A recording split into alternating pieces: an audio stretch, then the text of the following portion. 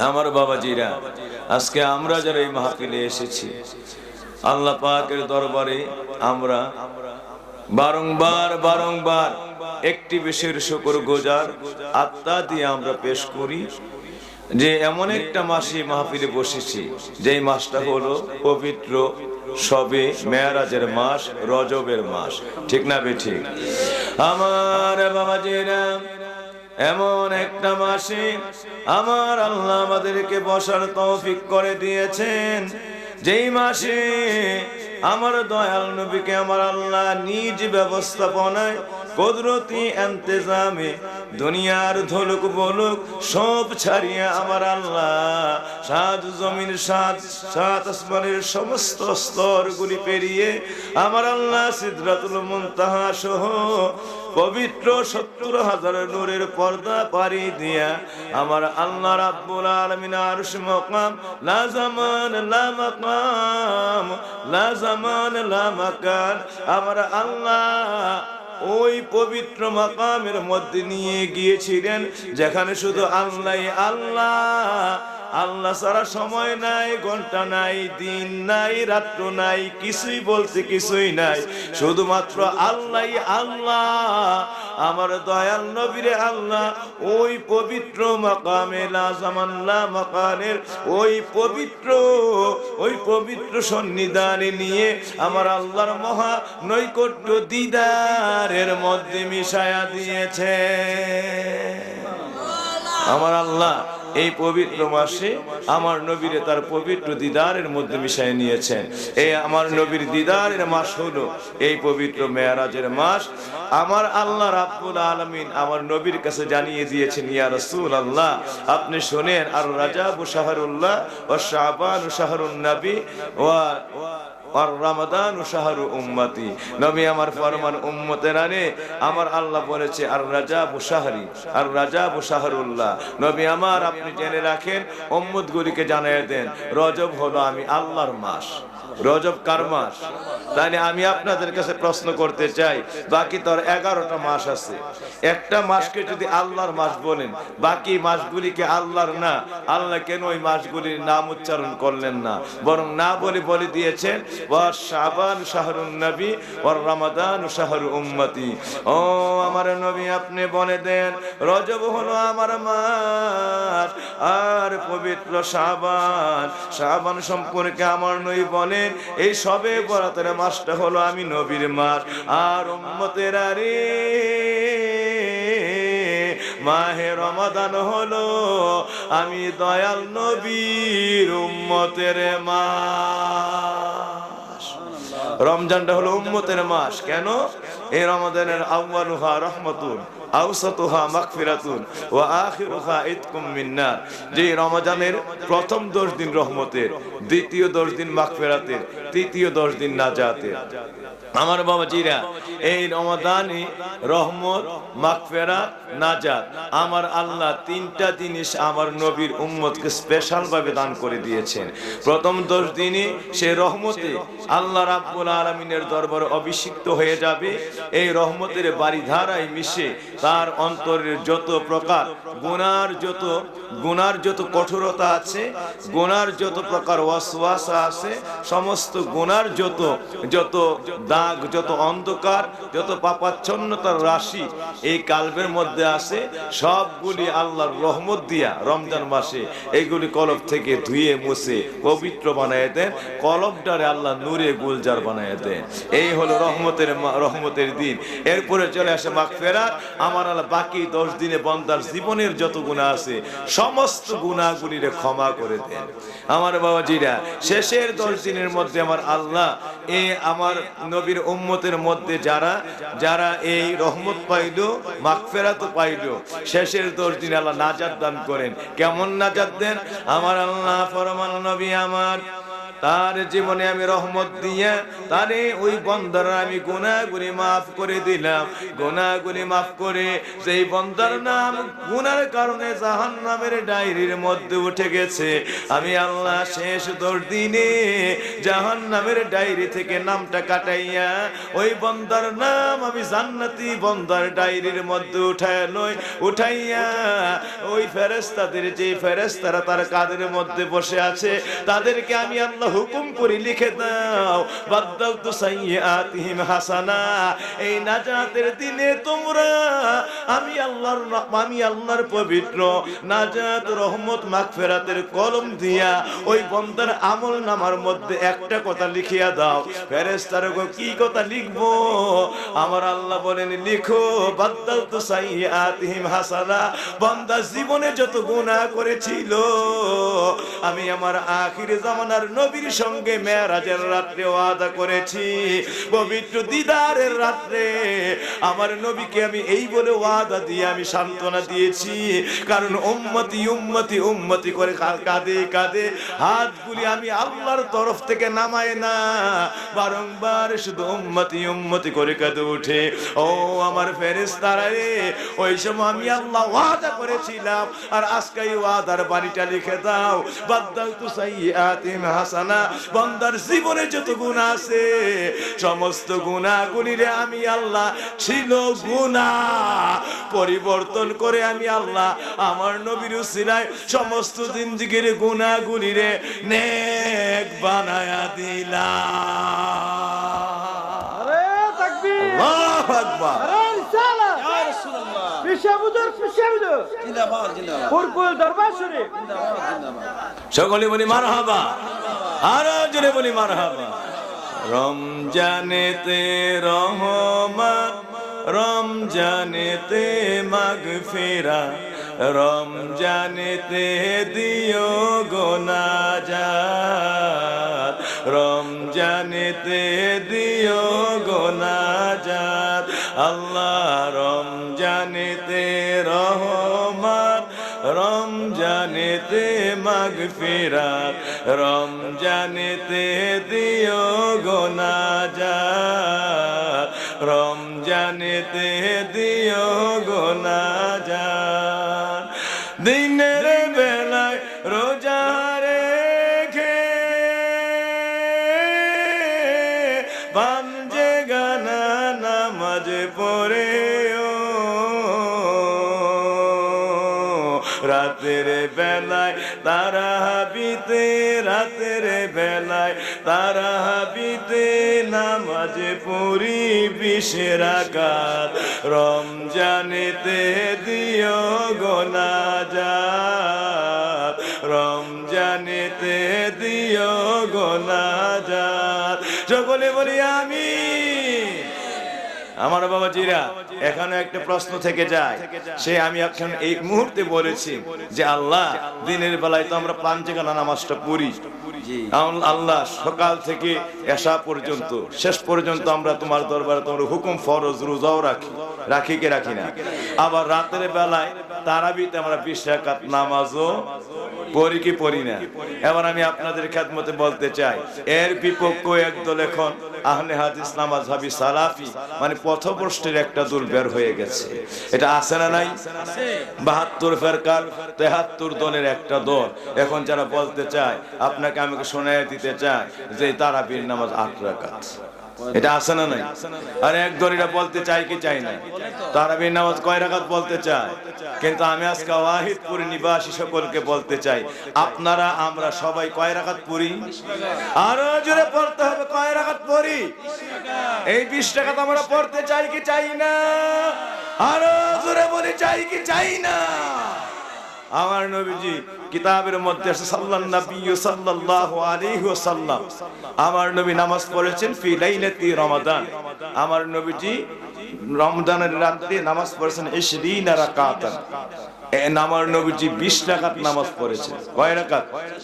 20 রাকাত নামাজ পড়েছেন। এই তারাবির নামাজ আমার নবীজি, এরপরে আমার নবীজি এশারের নামাজ পড়ছেন, তাও আসছে। এই এশারের নামাজ মানে যেই এশারের নামাজটা নবীজি পড়ার পরে, তারাই পড়ার পরে এরপর আবার 11 রাকাতের কথা আসছে। কয় রাকাত? 11 রাকাতের। নবীজি বলছে যে ইন্নান নাবিয়্যা সাল্লাল্লাহু আলাইহি ওয়াসাল্লাম সাল্লান নাবিয়্যু সাল্লাল্লাহু আলাইহি ওয়াসাল্লাম ফি লাইলাতি রমাদান, ফি লাইলাতি রমাদান, রমাদানের রাতে নবীজি নামাজ পড়তেন 80 রাকাতান। কয় রাকাত? 8 রাকাত। সুম্মা ইউতরা, এবং তিনি পরে বেজর সংখ্যায় 3 রাকাত নামাজ পড়তেন। কয় রাকাত নামাজ পড়তেন? এই যে নামাজটা, এই নামাজটা সম্পর্কে হাদিসের মধ্যে আসছে আল্লাহর নবী আম্মা জান আয়েশা সিদ্দিকার হাদিস। এই হাদিসটা আম্মা জান আয়েশা সিদ্দিকার হাদিস। তিনি বলতেছেন এইটা নবীজি নামাজটা পড়তেন কখন? অফির রমাদান, হ্যাঁ, অফির রমাদান ওয়া গায়রাহা, রমাদান এবং রমাদানের বাহিরেও, রমজান এবং রমজান মাসের বাহিরেও। এবার আমি সকল আলেমদের খেদমতে, বাবাজিদের খেদমতে বলতে চাই, তিরমিজিতে আসছে, আবু দাউদে আসছে, আরো সিহাসিত্তার বিভিন্ন কিতাব সহ অসংখ্য কিতাবে আসছে আমার নবীজি যে 8 রাকাত নামাজ রমজানের শেষ রাতে পড়তেন, আখিরের মানে রমজানের আখিরের লাইল নবীজি শেষ রাতে পড়তেন এই নামাজটা 80 রাকাতিন। এরপরে এই 7 রাকাতের পরে 3 রাকাত ভিতর নবীজি পড়তেন। এই যে 8 রাকাত নামাজ নবীজি পড়ছে গায়রাহা, এরা বলতেছে এইটাই ছিল নবীজির তারাবি। আর আপনাদের খেদমতে বলতে চাই আমার বাবাজিরা, এই গায়রাহা নবীজির হযরতে আম্মা জান আয়েশা সিদ্দিকা বলতেছেন তিনি রমাদানও পড়তেন, রমজান মাসের বাইরেও পড়তেন। আচ্ছা আপনারা বলেন তো রমজান মাস ছাড়া কি আর তারাবি পড়ার কোন মাস আছে? রমজান মাস ছাড়া কি তারাবি পড়া হয়? সকলে বলেন না কষ্ট করে। রমাদান ছাড়া কি আর তারাবি পড়া হয়? কি আপনারা ওয়াহিদপুরের তারাবি পড়েন নাকি? কেউ পড়ে? আমরা পড়ি। আমরা শুধু তারাবি পড়ি কোন মাসে? সবাই বলেন কোন মাসে পড়ি? তো সে তারা নাউজুবিল্লাহ এরা বলে দিচ্ছে যে আল্লাহর রাসূল এই 8 রাকাত তারাবি পড়তেন, অথচ হাদিসটা কি? হাদিসটা নবীজি আখিরের লাইল মানে রাতের শেষ অংশে পড়তেন এই নামাজটা। কোন অংশে? শেষ অংশে এই নামাজটা পড়ে তিনি বেতের পড়তেন 3 রাকাত। তাইলে এই মোট 11 রাকাত নামাজ তিনি শেষ রাতে পড়তেন। আম্মা জান আয়েশা সিদ্দিকা বলেছেন এই 11 রাকাতের নামাজের এটা সম্পর্কে গায়রাহা দিয়া সকল মুফাসসিরিনে কেরাম, মুহাদ্দিসিনে কেরাম ঐক্যমত্যের সঙ্গে হাদিসের রায় দিয়েছেন এটা ছিল আমার নবীর পবিত্র তাহাজ্জুদের নামাজ। তিনি প্রথম রাতে পড়তেন এশা এবং পবিত্র তারাবিহের নামাজ, আর শেষ রাতে তিনি পড়তেন পবিত্র তাহাজ্জুদ সহ এই তাহাজ্জুদের পরে তিনি পবিত্র ভিতরের নামাজটা পড়তেন। আমি আবার আপনাদের খেদমতে বলতে চাই, বাবাজিদের খেদমতে, এবং নবীজি এই নামাজটা রমজানেও পড়তেন, রমাদানের বাইরেও পড়তেন। শেষের যে 8 রাকাত 3 রাকাত, এই মোট 11 রাকাত নামাজ। তাহলে এই যেহেতু রমজানের বাইরে তিনি পড়তেন, এইটাতে এদের কথা খণ্ডন হয়ে গেছে না, এটা নবীজির তারাবি ছিল না, এটা ছিল আমার নবীজির শেষ রাতে তাহাজ্জুদের নামাজ। এটা ছিল রাতের শেষ প্রহরে কিসের নামাজ? এই তাহাজ্জুদের হাদিস নিয়ে লাগাই দিয়েছে তারাবির মধ্যে। বুঝতে পারছেন? তাহাজ্জুদের হাদিস কোথায় লাগাইছে? তারাবির মধ্যে। কিন্তু এই হাদিসের ইবারতে এটাও আসছে নবীজি এককভাবে এবং তারাবির জামাত, আমার নবীজি তারাবির জামাত জীবনে একবার, 2 বার, মতান্তরে 3 বার সাহাবীদেরকে নিয়ে পড়েছেন। নবীজি ভয়ে তাদেরকে আলাদা তোমরা আলাদা পড়ো, এক নবীজির সঙ্গে জামাত পড়তে মানে আর ওই সুযোগ দেন নাই। এটার তাফসীর আসছে কেন দেন নাই, অর্থাৎ যদি আমার নবী এই তারাবিটা, আমার নবী যদি তারাবিটা আর 2-1 দিন কন্টিনিউ করতেন, আল্লাহ ডাইরেক্ট ওহী নাযিল করে এই তারাবিকে সমস্ত উম্মতের জন্য, হোক সে অসুস্থ, হোক সে মুসাফির, সে যে অবস্থায় থাক, তার সকলের জন্য এটা ফরজ বানায় দেওয়া হতো, ফরজ হয়ে যাইত। এই জন্য আমার নবী এই ভয়ে যে এত বড় নামাজটা ফরজ হইলে অনেকে পড়তে না পারলে শুধু তারাবির কারণে কোটি কোটি উম্মত জাহান্নামী হয়ে যাবে। তারাবি না পড়ার কারণে কোটি কোটি উম্মত কি হয়ে যাবে? জাহান্নামী হয়ে যাবে। এই জন্য, কারণ আমার নবী যেটা কন্টিনিউ করতো এটা সরাসরি ফরজে পরিণত হয়ে যেত। সুন্নতে মানে কায়েমা দায়েমা মুআক্কাতায় পরিণত হয়ে যেত। সুতরাং বাবাজিরা আমার, এই জন্য আল্লাহ রাব্বুল আলামিন কি করেছেন, এইটা আমার নবী কৌশলে নিজে একাকী পড়েছেন।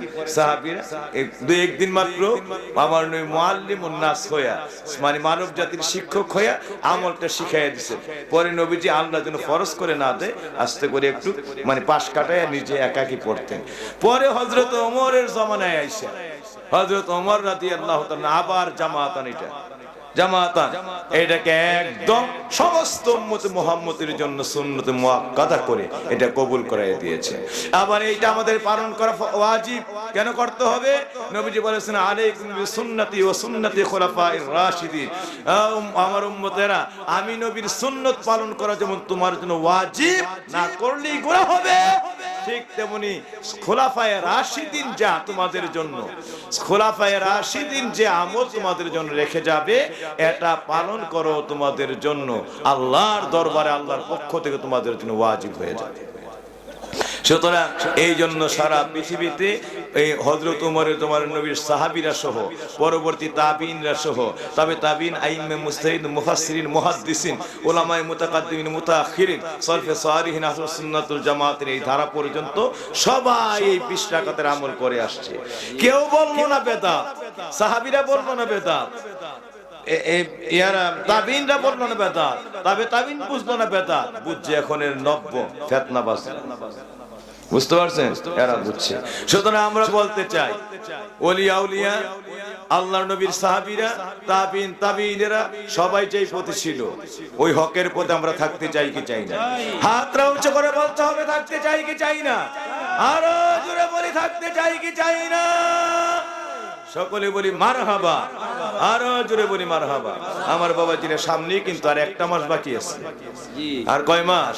মাসখানে 1 মাস। এই আর 2-1 দিন পরে রজবের পবিত্র রাত্র অর্থাৎ মেরাজের রাত্র চলে আসছে, যে মাত্রই 3 দিন পরে পবিত্র শবে-বরাতের চাঁদ। এই শবে-বরাতটা যাবে, তো এই শবে-বরাতের শেষ লগ্ন থেকেই, মানে শাবানের শেষ তারিখ থেকেই পবিত্র মাহে রমাদান শুরু হয়ে যাবে। ঠিক না বে ঠিক? তাইলে রমাদান একবারে নিকটে চলে আসছে। আমরা এই রমাদানের আমল করতে চাই কি চাই না? সবাই বলে চাই কি চাই না? আমার বাবাজিরা, আশিকিনে যাকিরিনেরা সংক্ষিপ্ত একটু ইশারা দিয়ে যায়। এই রমাদানটা আমার আল্লাহ কেন বলছে আস-সাওমু লি ওয়া আনা লিআজজি বিহি? উম্মতেরা রে, তোমরা শুনো, আমার আল্লাহ আমারে জানায়া দিয়েছে। এটা হাদিসে কুদসি, কথাটা বলছে আল্লাহ, আর আমারে বলছে নবী গো, আপনি তাদেরকে জানায়া দেন। কথাটা কার? আল্লাহ। আল্লাহ বলছে নবীরে, আপনি তাদেরকে জানাইয়া দেন। কি কথাটা জানাইবে? কথাটা কি দেখেন, সুবহানাল্লাহ। আমার আল্লাহ বলতেছেন, ইয়া রাসূলুল্লাহ, মানুষগুলিরে বলে দেন যে আস-সাওমু লি, রোজা হলো আমার, রোজা হলো একমাত্র আমার জন্য। কার জন্য? ওয়া আনা আজজি বিহি, এর পুরস্কার ডাইরেক্ট আমি আল্লাহ নিজেরে দিয়া দিই। বান্দারে আমি আল্লাহ নিজেই তার পুরস্কার হয়ে যাব। বুঝতে পারছেন? এর পুরস্কার আমি আল্লাহ হয়ে যাবো। কেন হবো? ছোট্ট একটা আপনার অ্যাপারত দিই, কি কারণে আল্লাহ রমজানের পুরস্কার ডাইরেক্ট নিজে। এত এত মানে ইসলামের মধ্যে আমল আছে, হজ আছে, জাকাত আছে, এরপরে নামাজ আছে, অন্য বিষয় তো অসংখ্য আছে, আছে না? কত ফরজ, কত সুন্নত, কিন্তু রমাদানের মানে আল্লাহ বলছে রোজা আমার জন্য, আর এটা ডাইরেক্ট যাজা আমি আল্লাহ নিজে হয়ে যাব। সুবহানাল্লাহ, আল্লাহু আকবার। কেন হইবে? আমার বাবাজিরা, রমাদান ছাড়া দেখেন একটা কত আশ্চর্য বিষয়। আমার আল্লাহ বলেন, বান্দারে, ও আমার বান্দারা, ইয়া আইয়ুহাল্লাযীনা আমানুত্তাকুল্লাহা হাক্কা তুকাতি ওয়া লা তামুতুন্না ইল্লা ওয়া আনতুম মুসলিমুন। দুনিয়ার মানুষেরা, তোমরা ততক্ষণ পর্যন্ত মরিও না। এই মানুষ বলতে বুঝাইছে ইয়া আইয়ুহাল্লাযীনা আমানু, মানুষের মধ্যে ঈমানদারেরা যারা আছো। আল্লাহ কাফিরদেরকে বলে নাই, মুশরিকদেরকে বলে নাই, ইহুদি খ্রিস্টান নাসারাদেরকে বলে নাই, বলছে ঈমানদারদেরকে। ইয়া আইয়ুহাল্লাযীনা আমানু, ঈমানদারেরা রে, তোমরা ততক্ষণ পর্যন্ত মরিও না, ওয়া লা তামুতুন্না ইল্লা ওয়া আনতুম মুসলিমুন, যতক্ষণ পর্যন্ত তোমরা আমি আল্লাহর দরবারে মুসলমান না হও। তাইলে আমরা মনে করি আরে এটা আবার কেমন কথা। আমরা নবীজি বলেছেন মান ক্বালা লা ইলাহা ইল্লাল্লাহ দাখালাল জান্নাহ, যে ব্যক্তি আল্লাহর কালেমা পড়ছে, নবীর প্রতি ঈমান আনছে, ঠিক আছে, মুহাম্মাদুর রাসূলুল্লাহ বলে, হ্যাঁ, ওয়া আশহাদু আন্না মুহাম্মাদার রাসূলুল্লাহ বলে ঈমান আনছে, মানুষটা ঈমানদার হয়ে গেছে। এরপরে মানুষটা আল্লাহর কাছে মুসলমানও হয়ে গেছে। কিন্তু আল্লাহর কালামের ভাষায় আমরা জানতে পারলাম না ঈমান গ্রহণ করার পরে আপনি মুসলমান হতে পারবেন, মানে মুসলমান হয়ে যান নাই, তাহলে মুসলমানের দরজা বাকি আছে। মুসলমানের দরজা আবার কোনটা এটা আমরা জানতে চাই কি চাই না? ঈমান গ্রহণ করার পরেও মুসলমান হওয়া যায় না। আল্লাহ বলছে ততক্ষণ পর্যন্ত তুমি মরবা না যতক্ষণ পর্যন্ত তুমি মুসলমান না হও। ইয়া আইয়ুহাল্লাযিনা আমানু, হে ঈমানদারেরা। তো ঈমানদার আবার মুসলমান হয় কখন? আমরা জানি কালেমা পড়ছি, ঈমানদারও হইছি, মুসলমানও হয়ে গেছে, ঠিক না বেঠি? এখন আল্লাহ কয় না, হয় নাই।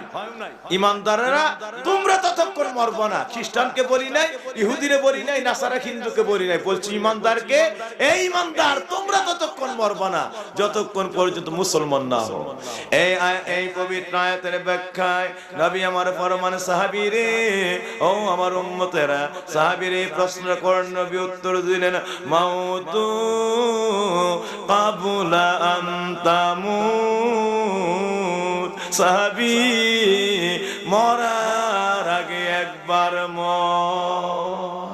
দেখছেন কি কথা কইলো সাহাবীরা, ইয়া রাসূলুল্লাহ ঈমান গ্রহণ করার পরও মানুষ মুসলমান হয় না, তো মুসলমান আবার হয় কেমনে?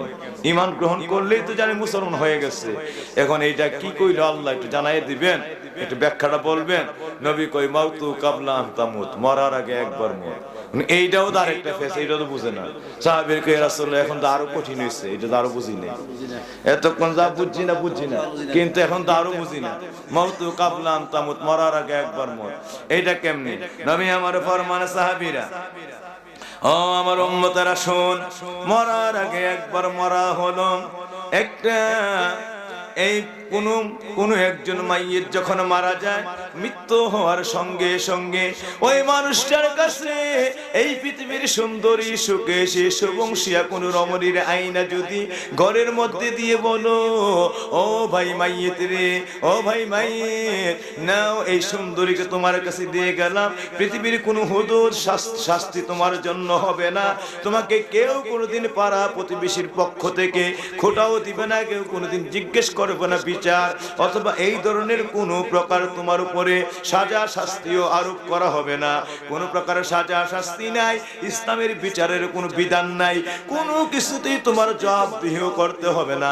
নেও এত সুন্দর রমণী, সারা বিশ্বের বিশ্ব সুন্দরী তোমার দিয়ে গেলাম, ঘর থেকে আমরা চলে গেলাম, যেইভাবে ইচ্ছা এই রমণীর সঙ্গে ওঠা বসা করো, মেলামেশা করো, কেউ তোমার একটু ফিরেও তাকায়া দেখবে না।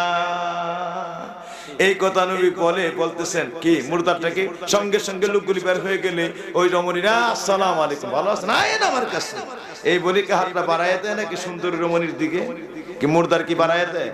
আহা, কে বলে গেল, কি মেসেজ দিয়ে গেল, কি জানায় গেল, পৃথিবীর কে কি বলে গেল, একটা বার চুপটা, একটা বার কানটা বাড়ায়ও একটু শুনে দেখে না। নাম্বার 1। দ্বিতীয় নম্বরে নবী আমার ফরমান সাহাবীরা, এই মানুষটা মাইয়িতের কাছে যদি কোনো ব্যক্তি বলে, রে ভাই সারা পৃথিবীর যত ধন সম্পদ আছে, হীরার খনি, স্বর্ণের খনি, রূপার খনি, যত তেলের খনি, পেট্রোলের খনি, যত সারা বিশ্বের দামি দামি খনি আছে, সব তোমার দিয়ে দেওয়া হলো, আর শুয়ে থেকো না, নাও এই সারা বিশ্বের সম্পদ আজকে যা আছে তোমার নামে আজকে সব বাজেট করে দেওয়া হলো, তোমার সম্পদ তুমি বুঝা লও। এই কথা বলার পরে মুর্দার এই কথা বলে একটা হাতগুলা বাড়ায় দাও, এই সুযোগ আর কে সারে? হাত বাড়ায় দেয় নাকি? আহা, দেখেন কি কথা কয় নবী, সুবহানাল্লাহ, হাতটা বাড়ায় দেয় না।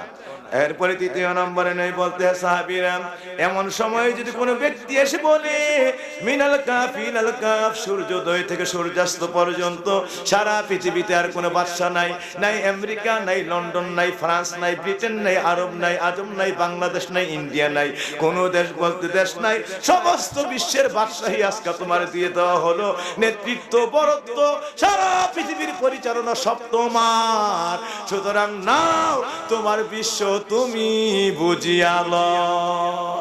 কে মুর্দার সঙ্গে সঙ্গে হাতটা মারে গারে বাটা তাড়াতাড়ি করে এভাবে ইস্ত্রি করে বিশ্ব দিয়া দিলে কে সারে আজকে থেকে সারা বিশ্ব আমি চালাবো। এত সুযোগ আর কিভাবে হাতে, এত সুযোগ আর কিভাবে, এত অফার কেমনে ঠেলে দেওয়া যায়? মুর্দার কি সঙ্গে সঙ্গে গোটা বিশ্বের দিকে, শাসন কার্যের দিকে, রেজিস্ট্রির দিকে হাত বাড়াই দেয় নাকি? প্রথম নম্বরে সুন্দরী রমিনী ফিরাও তাকায় না। দ্বিতীয় নম্বরে সারা পৃথিবীর ধন সম্পদ কানটা পেতো শুনে না। তৃতীয় নম্বরে সারা পৃথিবীর রাজত্ব একটা বার ঘাটটা ফিরায়াও তাকায় না। সুতরাং নবী আমার ফরমান সাহাবীরা রে, মাউতু কাবলান তামুত, মরার আগে একবার মর, মরার আগে একবার মর, মরার আগে একবার মর। উম্মত আমার আল্লাহ এইটাই বলেছেন, আমার আল্লাহ বলে দিয়েছেন কোরআনের মধ্যে, ইয়া আইয়ুহাল্লাযীনা আমানুত্তাকুল্লাহা হাক্কা তুকাতি ওয়া লা তামুতুন্না ইল্লা ওয়া আনতুম মুসলিমুন। দুনিয়ার মানুষেরা, ঈমানদারেরা রে, তোমরা ততক্ষণ পর্যন্ত মরবা না যতক্ষণ পর্যন্ত তোমরা ঈমানের পরে মুসলমান না হও। আমার বাবাজিরা নবী কয়, মরার আগে একবার না মরা পর্যন্ত কেউ মুসলমান হতে পারবে না। ওই যে মাইয়ের সুন্দরী নারীর দিকে তাকায় দেখে না, এই যে মাইয়ের ধন সম্পদের দিকে হাতটা বাড়ায় দেখে না, ওই যে মাইয়ের বিশ্বের রাজত্বের দিকে একটাবার চোখটা মেলেও দেখে না। ও আমার বাপজিরা, এমনি করে জীবন থাকতে, রূহ থাকতে যারা আমার আল্লাহর ভয়ে, আমার আল্লাহ রাব্বুল আলামিনের তাকওয়ায় পরহেজগারিতে সারা পৃথিবীর যত সুন্দরী, যত প্রকার সুকেশী সুবংশিয়া, যত প্রকার রমণী, যত কিছু আছে, যাদের সঙ্গে পর্দা ফরজ, জীবনে আল্লাহর ভয়ে একটা বারো নীরবে নিভৃতে, একটা বারো নীরবে নির্জনে নিভৃতে যত সুযোগই পাক সর্বহারাতে মনে রাখতে হবে ওই জায়গার মধ্যে আল্লাহ আছে, আমার আল্লাহ দেখতেছে। সুতরাং আমার আল্লাহ রে সামিউম বাসিরের চোখকে এড়ায় যাওয়ার, ফাঁকি দেওয়ার কোনো ক্ষমতা গোটা সৃষ্টি মাখলুকের কারোর মধ্যে নাই। সুতরাং নীরবে নির্জনে যত গুনার সুযোগই পাইছো, অসাবুন্নাসা ফি ইবাদাতি রাব্বিহি, নবী আমার ফরমান, উম্মতেরা রে, ওয়া রাজুলুন দাতহু ইমরাতিন যাত মানসাবিন ওয়া জামালিন ফাকালা ইন্নী আখাফুল্লাহ। ওই যুবককে, ওই মানুষটার যদি সুন্দরী সুবংশী রমণীয় বলতে থাকে, রে ভাই, এই নির্জন উদ্যানের মধ্যে কেউ নাই, তুমি আর আমি আমার তোমার প্রেমের মধ্যে মিশায়া লাও। আর বান্দার একটা দৌড় দিয়া বলে, এই নির্জন উদ্যানে কেউ নাই, কিন্তু আমার আল্লাহ তাকায়া রইছে। আমার আল্লাহর ভয়ে ওই জায়গা থেকে একটাবার ফিরেও রমণীর দিকে তাকাই না, একটাবার ফিরেও যুবতীর দিকে নজর করে না। যেমন মাইয়েতে একটাবার তাকায় না, যেমন মাইয়েতে একটাবার চোখটা তুলেও দেখে না। নবী বলেন, উম্মত রে, যে ব্যক্তি মরার আগে নিজের এইভাবে মেরে ফেলতে পারবে, রিপু গুড়িরে মেরে ফেলতে পারবে, নফসটাকে এইভাবে মেরে ফেলতে পারবে, নফসের মুর্দা বানায় দিবে। ওয়া আম্মা মান খাফা মাকাম রাব্বিহি ওয়া নাহান নাফসা আনিল হাওয়া ফা ইন্নাল জান্নাতা হিয়াল মাওয়া। আমার আল্লাহ কই, বান্দারে সব গুনার সুযোগ পাইছিলি, এরপরও আমি আল্লাহর ভয় কইরা, আমি আল্লাহর ভয়ে সমস্ত গুনাহ থেকে তুই নিজে পরহেজ করে নিজের বাঁচানোর জন্য ফিরে আসলি, দৌড়ায় পালাইলি। বান্দা শোন, আমি আল্লাহর জান্নাতগুলি আমি আল্লাহ তোর জন্যই বানাইছি। আমি আল্লাহর জান্নাত আমি আল্লাহ তোর জন্যই বানাইছি। কিন্তু বাবাজিরা, এই মুর্দারের মতো, এই মুর্দারের মতো এই সারা পৃথিবীর যত প্রকার নফসের রিপু আছে, কুমন্ত্রণা আছে, ষড়রিপুর যত তাড়না আছে, এইগুলির থেকে মাইয়িত যেমন সারা পৃথিবীটা দিল, একটাবার ফিরেও তাকায় না। এই মৃত্যুর আগে, মানে নিজে মরার আগেই মরে যেতে হবে। হাতটারে কোনো হারাম কাজে বাড়াইয়া দিবে না, আল্লাহর নিঃশেষ সুদের মধ্যে বাড়াইয়া দিবে না, ঘুষের মধ্যে বাড়াইয়া দিবে না, মানুষের জুলুম অত্যাচারের মধ্যে বাড়াইয়া দিবে না। নবী আমার ফরমান, ওয়াল্লাহি লা আইমানু, ওই ব্যক্তিরা ইমানদারই না, যেই ব্যক্তিটা মান সালিমাল মুসলিমুনা মিন লিসানিহি, ইমানদার হওয়ার জন্য, ইমানদার হইলে মুসলমান হইতে হলে মরার আগে একবার মরতে হবে। এইভাবে হাতগুলিরে আল্লাহর ভয়ে সমস্ত হারাম থেকে, মানুষকে কষ্ট দেওয়া থেকে, জুলুম অত্যাচার থেকে, সুদ ঘুষ থেকে, সকল নাফরমানি থেকে, জিনা ব্যভিচারের দিকে বাড়াইয়া দেওয়া থেকে, সকল প্রকার অনিষ্টতা থেকে, আল্লাহ রাব্বুল আলামিনের সকল কুফরি অবাধ্যতা সীমা লঙ্ঘন থেকে হাতগুলিকে ফিরিয়ে নিয়ে আসতে হবে। 2 নম্বরে পাগুলি সকল হারাম কাজে যাওয়া থেকে, এই মানে এইটা হলো হাতের মুসলমান, যে ব্যক্তি সমস্ত হারাম থেকে হাতকে ফিরিয়ে নিল। এরপরে পাগুলি সমস্ত হারাম কাজে যাওয়া, নাফরমানি কাজে হেঁটে যাওয়া, সকল প্রকার আল্লাহর অবাধ্যতা সীমা লঙ্ঘন থেকে এই পাগুলি থেকে ফিরায়া আল্লাহর তাকওয়ার মধ্যে পাগুলিকে মিশায়া দেওয়া, এই হলো পায়ের মুসলমান। চোখগুলিকে সকল হারাম দেখা, এখন হারাম দেখার জন্য মোবাইলই যথেষ্ট। এক ফেসবুকে যা করছে, লগে ইউটিউব সহ আরো যা আছে, সঙ্গে যে আরো কত প্রকার নাফরমানি হারাম অবাধ্যতা আছে। মানুষ এখন কোটি কোটি মানুষ, মানে মানুষ শুধু এখন পাইকারি হারে জাহান্নামে যাবে মোবাইলের লেগে। বেপরদা বেহায়ামি যত অশ্লীলতা ছবি আছে, আপনি না দেখতে চাইলে অটোমেটিক সামনে এসে হাজির হয়ে যায়, ঠিক না বে ঠিক? সুতরাং আমার বাবাজিরা বলেন, যতক্ষণ পর্যন্ত সাব্বা ইলাইহিল উনু, সাব্বাল ইলাইহিল উনু কি ইয়াউমাল কিয়ামাল আখিরা, আল্লাহ জাহান্নামের সীসা, আল্লাহ রাব্বুল আলামিন জাহান্নামের সীসা গলিত করে জাহান্নামের আগুন দিয়ে গলায়া আল্লাহ ওই সকল নাফরমানদের চোখের মধ্যে ঢেলে দিবে। আল্লাহ রাব্বুল আলামিন বিচারের ময়দানে, হাসরের ময়দানে যারা জীবনে শুধু কুদৃষ্টি চোখের জিনা লয়া হাসরের ময়দানে দাঁড়াইছে, এখন চোখের জিনা কুদৃষ্টি আছে না নাই? হায় হায়, এটা তো মনে হয় যে ভাইরালের ভাইরাস হয়ে গেছে। মোল্লা মুন্সি থেকে শুরু করে, আলেম ওলামা থেকে শুরু করে, আপনি আমি থেকে শুরু করে, এটাতে মনে হয় কেউ আর বাঁচার কোনো সুযোগ নাই। যদি একান্তই একবার তালাক দিয়ে ছাইরা দেওয়া যায়, তাই যদি একটু সুযোগ হয়, আগে দেখছে পথ চলায়, উঠা বসায়, চোখের জিনা দেখা, মানে দেখাশোনায়, এইটার মধ্যে হইতো, এখন একবারে হাতের নাগালে রাখে। বুঝতে পারছেন আমি কি কথাগুলি অবাস্তব বলতেছি? কি বলেন অবাস্তব বলতেছি?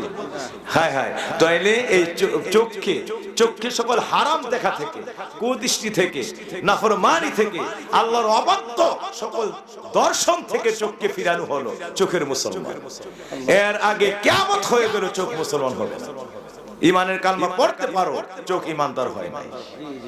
ইমানের এতক্ষণ কি ওয়াজ হচ্ছে আমি জানি না, তবে এই ওয়াজ যা হচ্ছে এতক্ষণ এগুলা আমল করতেই হবে, না করলে কিয়ামত হয়ে যাবে। আল্লাহর আদালতে আপনি কাফের মুশরিকদের কাতারে দাঁড়াইবেন, কাফের মুশরিকদের কাতারে দাঁড়াইবেন। এই ওয়াজের আমল যতক্ষণ আপনার মধ্যে না আসবে, এইটাই হলো ইসলাম থেকে, ইমান থেকে মুসলমান হওয়া একমাত্র তরিকা আল্লাহর কোরআনের বিধান। এটা ছাড়া আপনি আল্লাহর কাছে দাঁড়াইবার কোনো ক্ষমতা নাই আমার বাবাজিরা। এরপরে আপনি এই দেহের যত প্রকার হারাম জল্পনা কল্পনা, মানুষের যত প্রকার কেমনে কারি ধ্বংস করা যায়, কেমনে কারি বিপদে ফেলা যায়, কেমনে মনে মনে প্ল্যান পরিকল্পনা আছে, যত হারাম চিন্তা আছে, কুচিন্তা আছে, রিপুর যত বাসনা তাসনা, কোনখানে গেলে জিনা করতে পারবেন, কোনখানে গেলে হারাম কাজটা করেন যে আছে না, এরকম চিন্তা ভাবনা, ওই সমস্ত হারাম থেকে অন্তরকে হেফাজত করে আত্মার মধ্যে শ্বাসটা ছাড়তে আল্লাহ, টানতে আল্লাহ, জিকির আল্লাহ,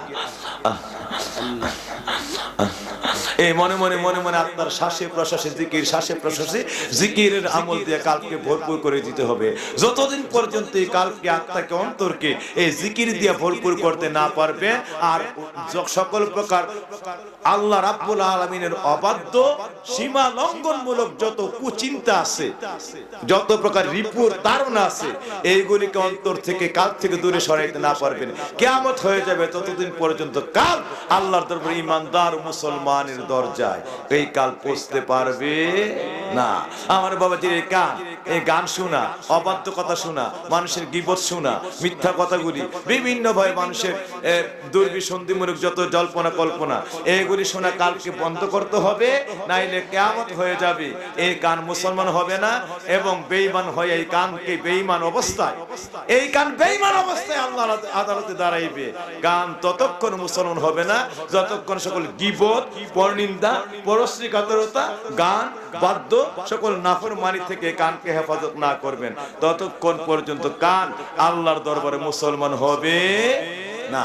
সুতরাং আমরা এই মাথা থেকে পা পর্যন্ত সর্ব অঙ্গ আল্লাহ রাব্বুল আলামিনের পরহেজগারির মধ্যে মিশায়া দেওয়া, সকল হারাম থেকে এই দেহকে আল্লাহর হুকুম, আল্লাহ রাব্বুল আলামিনের পবিত্র আহকাম বিধানের মধ্যে জীবনটা মিশায়া নবীর সুন্নত তরিকা, এই অঙ্গ প্রত্যঙ্গকে সুন্নত তরিকার মধ্যে, এই আমলের মধ্যে, নবীর সুন্নতের মধ্যে সবগুলি অঙ্গকে মিশায়া দেওয়া, ইত্তেবায়ে সুন্নতের মধ্যে নিজকে মিশায়া দেওয়া, তখনই হবেন আপনি মুসলমান। আতিউল্লাহ আতিউর রাসূল উলিল আমরি মিনকুম, আল্লাহর আনুগত্য আর আল্লাহকে পাইতে নবীর আনুগত্য, এই নবীর আনুগত্যের মধ্যে নিজকে সর্বতঃকে মিশাইয়া দিতে হবে, ওই দিন হবে মুসলমান। ঈমানের কালমা পড়লে আর নবীর আনুগত্য না থাকলে কিয়ামত পর্যন্ত মানুষটা মুসলমান হবে না। এক কথায় কালেমা পড়ছেন, নবীর আনুগত্য নাই, কিয়ামত পর্যন্ত মুসলমান হওয়ার কোনো সুযোগ নাই। তাই এই নবীর আনুগত্য চাই কি চাই না? নবীর আনুগত্য ঘুষ খাওয়া, সুদ খাওয়া, মিথ্যা বলা, মানুষ ঠকানো, দুধে পানি মিশানো, ওজনে কম দেওয়া, মা বাবার সঙ্গে নাফরমানি করা, বিভিন্ন জিনা ব্যভিচার করা, মানুষের সঙ্গে মেলের মধ্যে বৈঠকে বসে দুর্বলরে ঠকানো, সবলরে জিতানো, এটা কি নবীর তরিকা? সুবিচার নাই, দুর্নীতিতে সব সমাজ এলাকা ভরে গিয়েছে, এরা নবীর তরিকার মধ্যে নাই। সুতরাং এইভাবে একদম ঘর থেকে সংসদ, কৃষি লেভেল থেকে সংসদ, আপনার সমাজ থেকে রাষ্ট্র পর্যন্ত সর্ব জায়গায় নবীর সুন্নত, নবীর ইত্তেবা, নবীর পবিত্র গোলামির মধ্যে নিজকে মিশায়া দেওয়ার নাম হলো মুসলমান। নবীর কাছে কালমা পড়ছেন, মুসলমান হন নাই, নবীরে মানছেন, সর্ব নবীর সুন্নতকে গলা জীবনের মালা বানায় দিয়েছেন, ওই দিন আপনি মুসলমান হয়েছেন। আমরা নবীর সুন্নতের সর্ব আমল চাই কি চাই না? সবাই বলে চাই কি চাই না? আর জোরে বলে চাই কি চাই না? আল্লাহ যেন কবুল করে, সবাই বলি আমি, প্রাণ ভরে বলি আমি। এই জন্যই মাহে রমাদানকে বলা হয়েছে আস-সাওমুলি ওয়া আনা আজজি বিহি। বান্দারে, ও আমার বান্দারা, রমজান ছাড়া অন্য মাসের মধ্যে মানুষগুলি কুনজর করতে এতটা ভাবে না, কিন্তু রমজানের রোজা রেখে একটু চিন্তা করে, হায় রে, আমি যদি এখন কুদৃষ্টি করি তাইলে রোজাটা হালকা হয়ে যাবে। আবার এই রমজানের মধ্যে রোজা রেখে বান্দাটা দুপুর পর্যন্ত কাজ করেছে, চৈত্র মাসের রৌদ্র কঠিন করা রৌদ্রের মধ্যে মনে হয় যে পানির পিপাসায় কলিজা ফেটে যায়, ঘরে আসছে, বিশ্রাম নিচ্ছে, এমন সময় ঘরের ফ্রিজের মধ্যে ঠান্ডা পানীয় শরবত আছে, ইচ্ছা করলে ঘরের ভিতরে ঢক ঢক করে অনেক পানি খাইতে পারে, শরবত খাইতে পারে, এরপরও খায় না। এই ঘরের ভিতরও আমার আল্লাহ দেখতাছে, ঠিক না বে ঠিক? একটা জিনা ব্যভিচার করে না, রোজা রাখছে, সেহরির টাইমে রোজা রাখছে, এই দিনের বেলা এরকম সুযোগ আছে, এরপরও করেন না, এই রোজাটা ভেঙে যাবে। এই যে আল্লাহর প্রতিটা ভয়ে ভয়ে, মাত্র একটা রোজার কারণে। কিসের কারণে? রোজার কারণে। ওই প্রকৃত তাকওয়া, আল্লাহর ভয়ে ভয়ে এই সময়টা কোন হারাম কাজের মধ্যে নিজকে ইচ্ছা করে আর মিশায়া দেয় না। আমার আল্লাহ বলে, বান্দারে, যে এই আমলের মধ্যে সকাল থেকে সন্ধ্যা পর্যন্ত তাকওয়া মিশে গেছে, আমি আল্লাহর ভয় পরহেজগারি দিয়া আমলটা আমি আল্লাহর দরবারে কায়েম ও দায়েম হয়ে গেছে, ওই আমলের জাযা, ওই আমলের পুরস্কার স্বয়ং আমি আল্লাহই বান্দারে দিয়ে দিয়েছি, আমি নিজেই তার পুরস্কার হয়ে যাব। সুবহানাল্লাহ।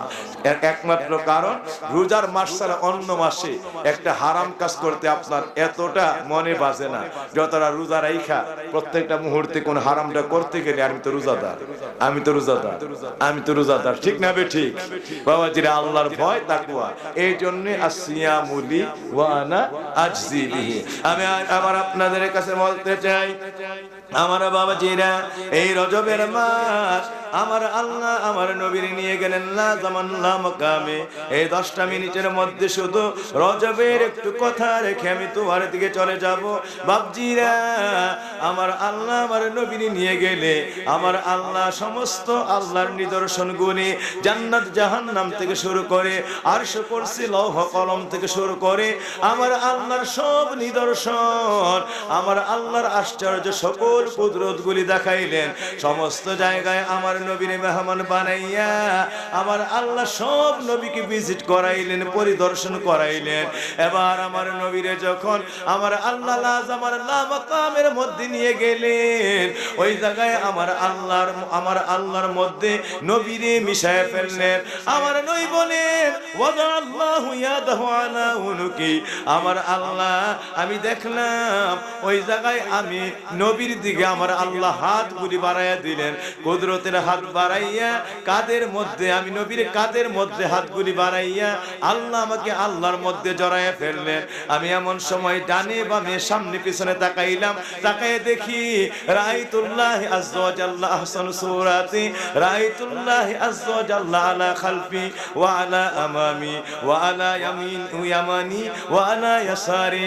আমি নবী যখন আল্লাহ কুদরতের হাতগুলি আমি নবীর কাঁধের মধ্যে রাখছে, আমি তাকায় দেখলাম ডান দিকে আল্লাহ, আমার বাম দিকে আল্লাহ, আমার সামনে আল্লাহ, আমার পিছনে আল্লাহ, সর্বদিকে আমার আল্লাহ সর্বদিকে পরিবেষ্টন হয়ে গেছেন। আমি আল্লাহর মাঝখানে কুদরতের দিদারের মধ্যে মিশিয়া যায়। আল্লাহু আকবার, কেমন দিদারটা আমার নবী করছে, সুবহানাল্লাহ। ডাইনেও দেখে আল্লাহ, বামেও দেখে আল্লাহ, সামনেও দেখতেছে আল্লাহ, পেছনেও দেখতেছে আল্লাহ, মাঝখানে আমার নবী মিশে গেছে। আল্লাহু আকবার। আমরা খুশি না বাজা? খুশি না বাজা? একটু পরে পরে আল্লাহ জিজ্ঞেস করে রাসূলুল্লাহ আপনি খুশি হইতে পারছেন? নবীজি কেঁদে উঠে কান্না, সব বিষয়ে খুশি হইছি, কিন্তু মালিক একটা বিষয়ে খুশি হই নাই। ও আল্লাহ, আমার উম্মত গুলি তো তোমারে দেখে না। ও মালিক, আমি শুনছি আমার কোটি কোটি উম্মত নাকি জাহান্নামী হয়ে যাবে। আল্লাহ, এই উম্মত গুলি ফাসাদের জমানার মধ্যে, আল্লাহ ফিতনার জমানার মধ্যে পইরা এই ফিতনা ফাসাদের মধ্যে, ফিতনা ফাসাদের গুর অন্ধকারের মধ্যে ডুবে আল্লাহ অসংখ্য উম্মত গুলি জাহান্নামী হয়ে যাবে। এদের কথা মনে হইলে আমি সইতে পারি না। আল্লাহ সব খুশি হইছি, কিন্তু উম্মত গুলি যে আপনারে দেখলো না আর জাহান্নামী হইবে, এইটাতে আমি খুশি হইতে পারি না। আল্লাহ, ও মেহেরবান মালিক, একটা কথা কি তুমি শুনবা? ইয়া রাসূলুল্লাহ আপনি বলুন, আমি আপনার সব কথা শুনতে চাই। আল্লাহ আপনি বলেন। আল্লাহ, আপনি আমার রহমতুল লিল আলামিন বানাইছেন, আমি নবীর রহমতের চোখের সামনে থেকে একটা গুনাহগার উম্মত যদি জাহান্নামে নেন, আল্লাহ আমারে রহমতুল লিল আলামিন বানাইছেন, ভিক্ষা চাই আমার সবগুলি রহমত গুনাহগারে দিয়া দেন, আর বিনা বিনিময়ে গুনাহগার উম্মতের যত গুনাহ আছে সবগুলি আমারে দিয়া দেন। আল্লাহু আকবার। এরই নাম রহমতুল লিল আলামিন। কি কথাটা বলছে? আল্লাহ, আমার যত নেক আছে, আমার যত রহমত আছে সব গুনাহগারের দেন, আর গুনাহগার উম্মত যত আছে এদের সকল গুনাহ আমারে দিয়ে দেন। আল্লাহ, সব গুনাহগুলি নিয়ে আমারে আপনি জাহান্নামের মধ্যে ফেলে দেন। আল্লাহ, জাহান্নামের যত আযাব আছে সবগুলি আমারে দেন, কিন্তু আমি রহমতুল লিল আলামিনের রহমতের নজরের সামনে থেকে একটা গুনাহগার উম্মত জাহান্নামে নিয়ে আমি নবীর মায়ের কলিজার মধ্যে আগুন জ্বালায়া দিয়েন না। আল্লাহ, একটা গুনাহগার উম্মত আমার রহমতের চোখের সামনে থেকে জাহান্নামে নিয়ে আমি নবীর মায়ের কলিজার মধ্যে আগুন জ্বালায়া দিয়েন না। ভিক্ষা চাই আল্লাহ, এদের সব গুনাহ আমারে দেন, আমার জাহান্নামের মধ্যে গুনাহ দিয়া ফেলে দেন। জাহান্নামের যত আযাব আছে সব আমার মধ্যে আল্লাহ সমস্ত আযাবকে পাকড়াও করে দেন, সব আযাব আমার দিয়ে দেন, কিন্তু আমার একটা গুনাহগার উম্মত জাহান্নামে নিয়ে আমার মায়ের কলিজার মধ্যে আগুন জ্বালায়া দিয়েন। আল্লাহু আকবার। এই জন্যই আমার নবীরে বলা হয় দয়াল নবী। কোন নবী বলা হয়? দয়াল নবী। কোরআনের আয়াত, লাকাদ জাআকুম রাসূলুম মিন আনফুসিকুম আজিজুন আলাইহি মা আনিতুম হারিসুন আলাইকুম বিল মুমিনিনা রাউফুর রহিম। আমার বাবাজিরা, আমার আল্লাহ কোরআনের মধ্যে বলছে, এই বান্দারা, তোমাদের মধ্য থেকে তোমাদের কাছে এসেছে এমন এক নবী, এমন এক দরদি, আমার এমন এক হাবিব, যে হাবিব তোমাদের জন্য এত দয়ালু যে তোমাদের জন্য যিনি আসছেন তিনি আজিজুন আলাইহি মা আনিতুম হারিসুন আলাইকুম বিল মুমিনিনা রাউফুর রহিম। তোমাদের জন্য এত পাগল, এত পাগল, এত পাগল যে তোমাদের ব্যথায়, যে কোনো তোমাদের ব্যথায়, দুঃখে, কষ্টে তিনি অতিশয় ব্যথিত হয়ে যান, এবং তোমাদের জন্য যেই কোনো আপদে বিপদে তিনি সঙ্গে সঙ্গে উদ্ধারের জন্য পাগল পারা হয়ে যান। তিনি তোমাদের জন্য অতিশয় মেহেরবান, অতিশয় দয়ালু, যে তোমরা যতক্ষণ উদ্ধার না হও তিনি আমি আল্লাহর দরবারে পাগল পারা হয়ে যান। যতক্ষণ উদ্ধার করতে না পারেন ততক্ষণ তিনি ব্যতীত, আর আমি আল্লাহর কাছে তোমাদের জন্য পাগল পারা হয়ে কাঁদতে থাকি। সুবহানাল্লাহ। আমার বাবাজিরা, এই জন্যই আমার নবী, আল্লাহ নিজে বলছে রাউফুর রাহিম। নবী রাউফ, মুমিনের ব্যথায় অতিশয় ব্যতীত, রাহিম এবং মুমিনদের জন্য অতিশয় দয়ালু। আমার বাবাজিরা, আশিকিন জাকিরিনেরা, হযরতে আদম থেকে ঈসা পর্যন্ত একটা নবীর নামের আগে নাই দয়াল ঈসা, দয়াল মুসা, দয়াল নূহ, দয়াল ইব্রাহিম। জীবনে কোনদিন বলছেন এই নামটা? দয়াল ইব্রাহিম, দয়াল নূহ, দয়াল ঈসা বলছেন কোনদিন? বলেন নাই। কারণ আমার আল্লাহ তাদের আগে এই নামটা রাখেন নাই, আমার আল্লাহ রাখে নাই। কারণ কিতাব প্রমাণ করেছে যে যখন হাসরের ময়দান, মাথার 100 লাখ উপরে সূর্য, জমিন তামা তামা হয়ে যাবে, পানি পানি করে মানুষগুলি চিৎকার করবে, আহা ওই যে সূর্য আজকে যাহা অনেক দূরে আছে, হাসর মাঠে পৌঁছবে তাহা 100 লাখ কাছে, এত কাছে পৌঁছবে বলে লাগবে ভীষণ তাপ, সেই তাপেতে পাইবে সাজা যাহার যেমন পাপ, সেই তাপেতে পাইবে সাজা যাহার যেমন পাপ, গুনাহগারের মাথার মগজ পড়বে গলে গলে, হাবু ডুবু খাইবে তারা ডুববে ঘামের জলে, হাবু ডুবু খাইবে তারা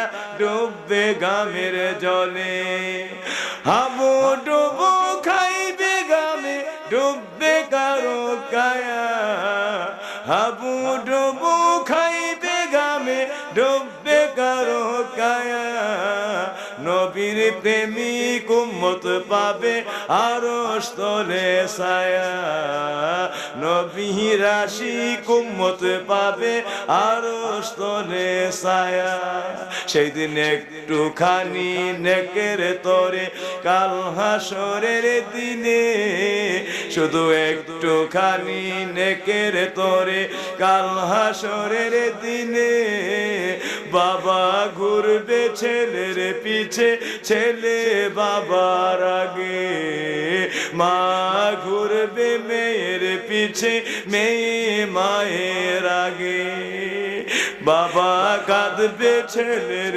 পিছে, ছেলে বাবার আগে, মা কাঁদবে মেয়ের পিছে, মেয়ে মায়ের আগে। আমার বাবাজি, কেউ কাউকে স্বীকার করবে না, বাবা ছেড়ে স্বীকার করবে না, সন্তানটা দৌড়াইতে দৌড়াইতে মায়ের কদমে গিয়ে পড়ে যাইবে। কিয়ামতের ময়দানে একটা নেকের লেগে আটকে গেছে, এই মুহূর্তে আযাবকারী ফেরেশতার হাতের মধ্যে হাত করা, পায়ের মধ্যে পা বেরি লাগাইয়া একটা ডিল দিয়া জাহান্নামে ফেলে দিবে। আল্লাহর কাছে কইছে, আল্লাহ একটা সুযোগ দিবা, আমার মা আমার বাবা কই আছে, একটা বার গিয়ে দেখি একটা নেক নিয়ে আনা যায়। খুঁজতে খুঁজতে খুঁজতে খুঁজতে খুঁজতে গিয়ে একটা কোনায় মায়েরে পাইবে। মা গড়ায় গড়ায় গড়ায় গড়ায় কাঁদতেছে, রাব্বি নাফসি, আল্লাহ আমারে বাঁচাও, আল্লাহ আমারে বাঁচাও, আল্লাহ আমারে বাঁচাও করে চিৎকার করতেছে। সন্তানটাকে কয়ে, মা একটা নেকের লাগে আটকায় গেছি গো মা, ভিক্ষা চাই গো মা, একটা নেক যদি মা হয়ে আজকে সন্তানের ভিক্ষা দাও, তাইলে আমি আল্লাহর দরবার আজকে মুক্তি পাইতে পারি, নাইলে আজকে আমি চির জাহান্নামের লাকড়ি হইয়া যাইব। মা কই, সন্তান রে তুই কই থেকে আইলি? আমি তো তোমার সন্তান। কনা আমার কোনো সন্তান নাই, তুমি আমার কই থেকে সন্তান বইরা এসে পরিচয় দাও। আমার তো দুনিয়ার জমিনে কোনো বিয়া ওই জমিনে হয় না, সুতরাং আমি পারবো না, না জানি আমার অবস্থাটা কি হয়। যাও তুমি তাড়াতাড়ি আমার কাছ থেকে যাও, আর আমার কাছে একটা বড় আসবি না। এই বলি চিৎকারটা শুরু করবে, রাব্বি নাফসি, আল্লাহ তুমি আমারে বাঁচাও, আল্লাহ তুমি আমারে বাঁচাও। দুঃখিনী মা একটা নেক দেওয়ার জন্য পর্যন্ত ওই কিয়ামতের ময়দানে সন্তানের সামনে সন্তানই অস্বীকার করবে, বিয়া অস্বীকার করবে। দুনিয়ার জীবনে তার বিয়াই হয় নাই, এই কথাটা পর্যন্ত সে ওই জমিনে স্বীকৃতি দিবে যে তার বিয়া পর্যন্তই সে স্বীকার করবে না। আর সন্তান হওয়া তো পরের কথা, এর নাম হইল হাসরের ময়দান। ওই হাসর আমরার সামনে আসে না নাই? আর সবার সামনে আসে না নাই? আমার বাবা যেটা দেখেন ঘটনা কি ঘটে, দৌড়ে গেছে হযরতে আদম আলাইহিস সালামের কাছে। মানুষগুলি একত্র হইয়া বাবা আদমের কিনারে গিয়ে কান্দে, বাবা ও বাবা আদম, আমরা আপনার সন্তান, আপনি আমাদের আদি পিতা, ভিক্ষা চাই সালানা, আল্লাহর দরবারে আমাদের জন্য একটু সুপারিশ করেন। আদম চিৎকারটা দিয়া একটা দৌড় দিবে, দূরে চলে যাবে। কে সন্তান রে? কে আমার সন্তান? আজকে এখান থেকে যাও, কারুর পক্ষে আল্লাহর আদালতে দাঁড়াইবার ক্ষমতা আমার নাই। আল্লাহ যদি ধরে, আদম রে কেন তুই গন্ধমটা খাইছিলি? লা তাকরাবা হাদিহিস শাজারাতা, তোর বলছে ওই গাছের কাছে যাইস না, কেন গেলি? কেন এটা খাইলি? জবাবটা দে।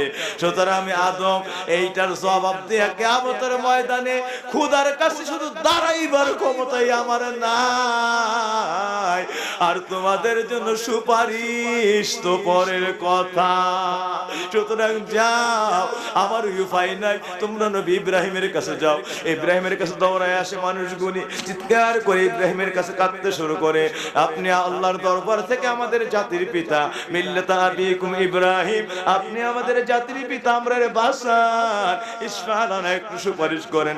হযরত ইব্রাহিম চিৎকার দিয়ে কেঁদে উঠবে, রাব্বি নাফসি, আল্লাহ তুমি আমারে বাঁচাও রে। জাতিরা আমার কাছে আজকে বিন্দু পরিমাণ তোদের পক্ষে সুপারিশ করার কোনো ক্ষমতা নাই, কারণ আমি একদিন উকাজের মেলা, হিন্দুরার মেলার মধ্যে নিয়ে যাওয়ার জন্য এই হিন্দু গোষ্ঠী, নমরুদের গোষ্ঠীর আমার জোর করে ধরছে। আমি পেরেশান হইয়া আমি কোনো অবস্থাতে বাঁচতে না পাইরা বলছিলাম, ইন্নী সাকিম, আমি অসুস্থ, এই জন্য যেতে পারবো না, আমি অসুস্থ বলে আমি ফিরে আসছি। এই যে ওই দিন মিথ্যাটা বলছি, আল্লাহ যদি ধরে, রে ইব্রাহিম আজকে মানুষের জন্য সুপারিশ করতে আসছো, নমরুদের লোকেরা যখন উকাজের মেলায় তোরে নিয়ে যাওয়ার জন্য ধরছিল, কেন বলছিলি ইন্নী সাকিম, আমি অসুস্থ? অসুস্থ না হয়ে কেন এই কথাটা বললি? আজকাল জবাবটাকে দিয়ালো, এরপরে কি কথা বলতে চাস শুনবো। সুতরাং আমি ইব্রাহিমের ক্ষমতা নাই আল্লাহর আদালতে এই প্রশ্নের জবাব বোঝায়া দেওয়া। শুধু একটা বার জীবনে বলছেন ইন্নী সাকিম। এইটা আমার নবীর সাহাবীরা জিজ্ঞাসা করছে, ইয়া রাসূলুল্লাহ, এই সাকিম নবীরা তো মিথ্যা বলতে পারে না, তো উনি কি মিথ্যা বলছিল? কোন না, তো কোন মিথ্যা ছিল এটা? নবী বলতেছে ইন্নী মারিদ, হলে শারীরিক অসুস্থ, উনি মারিদ বলে নাই, বলছে সাকিম। এটা আলেমরা বুঝবে, এই সাকিম মানে মানসিক অসুস্থ, অর্থাৎ নমরুদের জাতির পথে আনতে পারতেছে না, হেদায়েতের কথা বলে শুনে না, মারতে আসে, ধরতে আসে, আগুনে জ্বালাই দিতে আসে, পোড়াই দিতে আসে। এই জন্য নবী ইব্রাহিম পেরেশান থাকতো সব সময়, কেমনে তাদেরকে আল্লাহর পথে আনা যায়। এই যে মানসিক অসুস্থতা, মানসিক টেনশন, হাইপার টেনশন, এই কারণে তিনি বলছেন ইন্নী সাকিন, আমি অসুস্থ, মানে মানসিক অসুস্থ। এই কথাটা লয়েও তিনি আল্লাহর আদালতে দাঁড়াইবার সাহস কিয়ামতে পাইবে না। আর আমরা তো মনে হয় আজকে যারা ওয়াহিদপুরের যারা আছে জীবনে মনে গুনাহ মিথ্যা কথা বলছে না। কেউ আছে আমরা মনে মিথ্যা কথা বলি নাকি, বলি নাকি? হ্যাঁ, মিথ্যা আছে আমাদের। আমরা কোনো মিথ্যাও বলি না, গুনাহ করি না, সুদ নাই, ঘুষ নাই, কোনো চুগলখড়ি নাই, কোনো ব্যভিচার নাই, জিনা নাই, কিচ্ছু নাই। একবারে আমরা মনে ফেরেশতাও ওইভাবে পবিত্র থাকতে পারে না। আমরা একদম পবিত্র, জীবনে মিথ্যাও নাই নাকি? হায় হায়, আজকে বলতে হয় বাবাজিরা আমার যে আল্লাহর নবী ইচ্ছায় না অনিচ্ছায় মানসিক একটা অসুস্থ, এরা বলছে ইন্নী সাকিন। এইটা লই আল্লাহর আদালতে কিয়ামতে খলিল হয়েও আল্লাহর জন্য ফুত কুরবানি করছে, আল্লাহর জন্য আগুনে ঝাঁপ দিছে, এরপরও দাঁড়াইবার মতো কোনো ক্ষমতা নাই। এখন আমরার উপায় কি? সকালে গুনাহ, বিকালে গুনাহ, মিথ্যার গুনাহ, গীবতের গুনাহ, জিনার গুনাহ, ব্যভিচারের গুনাহ, ওজনে কম দেওয়ার গুনাহ, দুধে পানি মিশানোর গুনাহ, মা বাবার সঙ্গে নাফরমানির গুনাহ, প্রতিবেশীর উপর অত্যাচারের গুনাহ, নিজের আপনজনের হক ঠিক মতো আদায় করি নাই, এই হক মানে আমার দ্বারা হক বঞ্চিত করার গুনাহ, এতিমের হক আত্মসাতের গুনাহ, আমাদের কদমে কদমে যে কি পরিমাণ গুনাহ আছে, আছে না নাই? আছে না নাই? শুধু আমরার দ্বারাইবার উপায় কি? আমরা দাঁড়াবার উপায় আসেনি। এইভাবে সব নবীরা কেউ সাহস করবে না, সবাই বলবে আখির জামানার পয়গম্বরের কাছে যাও। সব দৌড়ায়া আমার নবীর দরবারে চলে আসবে, আয়েশা দেখবে কাঁদতে কাঁদতে কাঁদতে কাঁদতে আমার নবীর চোখগুলি থেকে পানি পড়ে, এই গালগুলি বেয়ে পানির ফোয়ারা এইভাবে গড়ায় গড়ায় পড়তেছে, এরা কাঁদতেছে উম্মতি উম্মতি।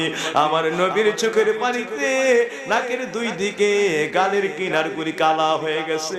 হায় রে, নূরের চেহারাটা চোখের পানিতে এই জায়গাগুলি কালো হয়ে যাবে।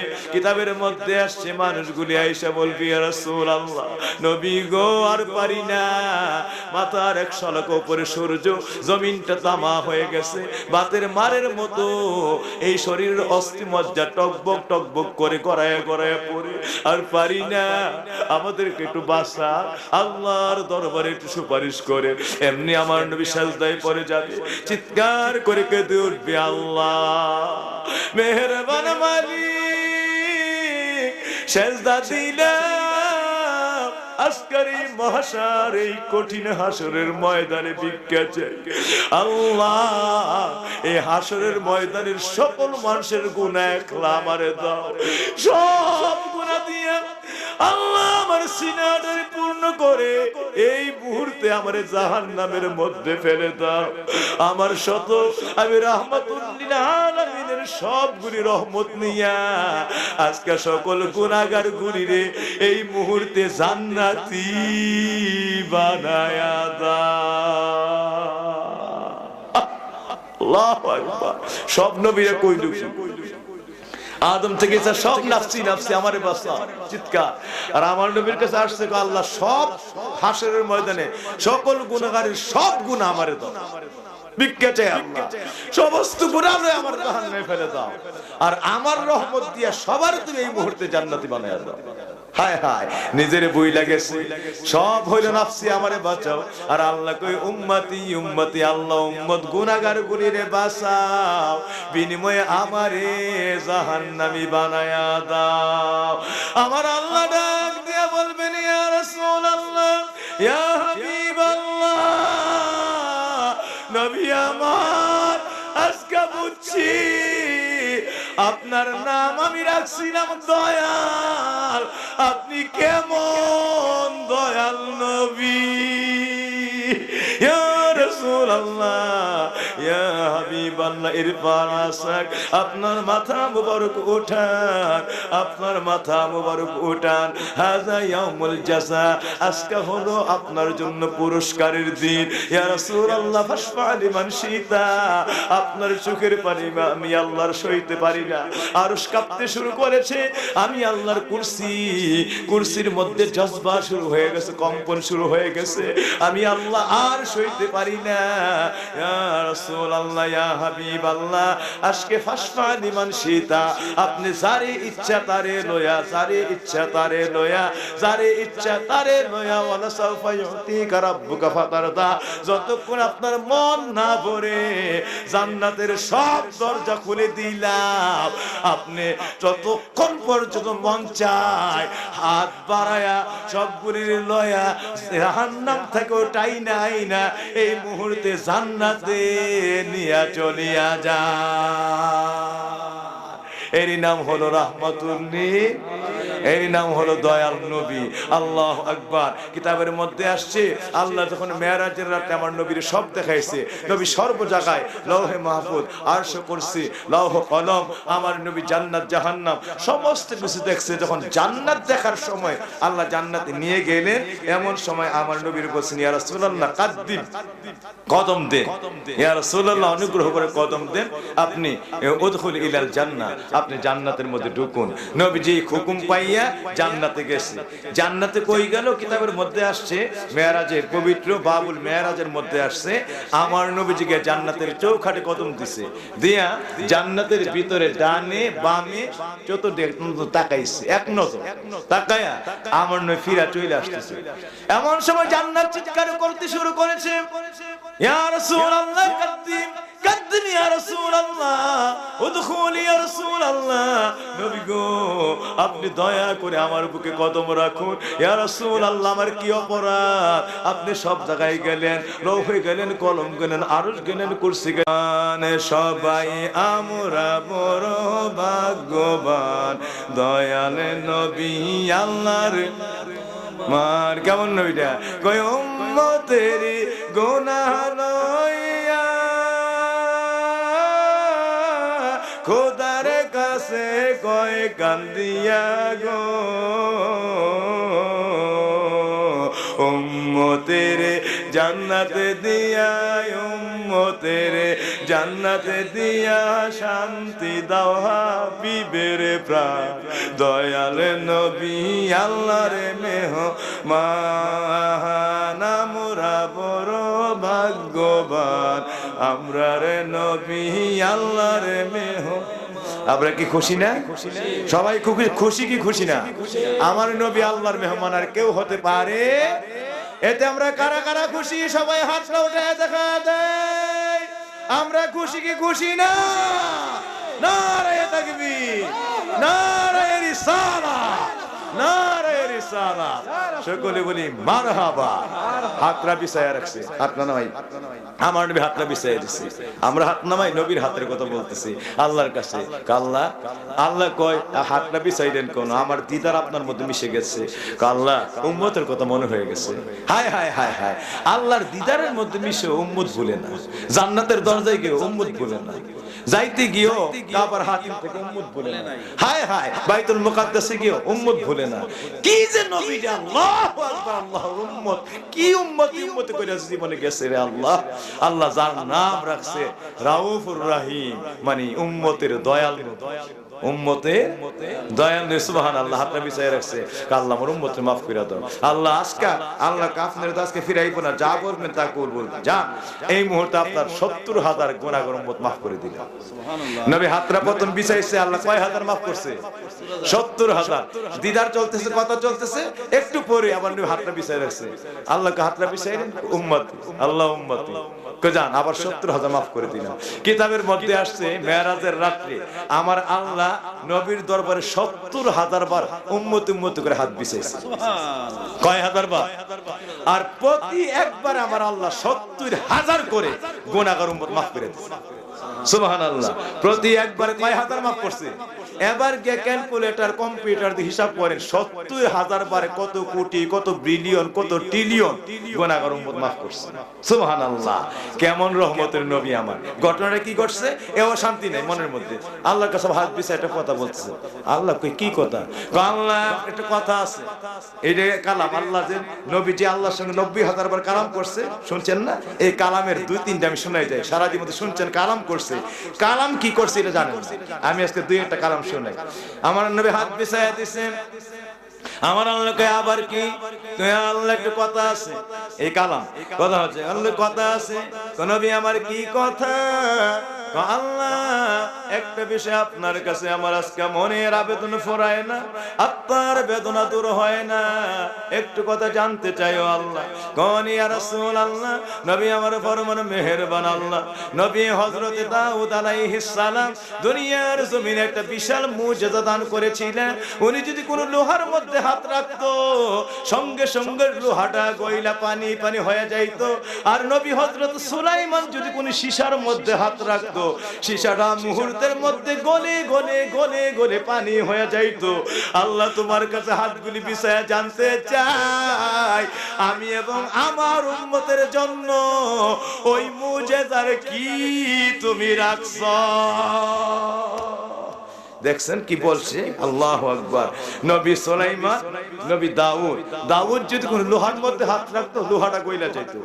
আর নবী সুলাইমান যদি কোন সীসার মধ্যে হাত রাখতো, সীসাটা গইলা গইলা পানি হয়ে যেত।